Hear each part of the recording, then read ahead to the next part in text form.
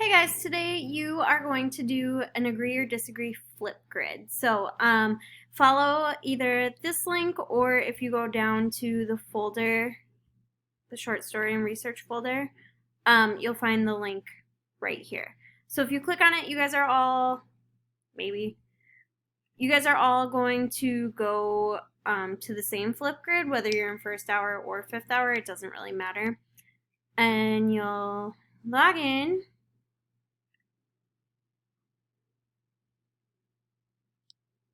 And just log in with Google.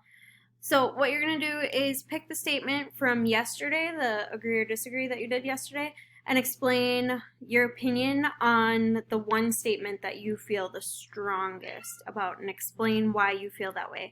Then you have to watch at least 2 other people's videos and respond to them. They don't have to be in your class. They can be from the other class. And then, talk about it. Do you agree with them? Do you disagree with them? Explain why you feel the way you feel. If you agree, add on to their argument, and try and keep the discussion going. If you have questions, let me know. Otherwise, have a good day.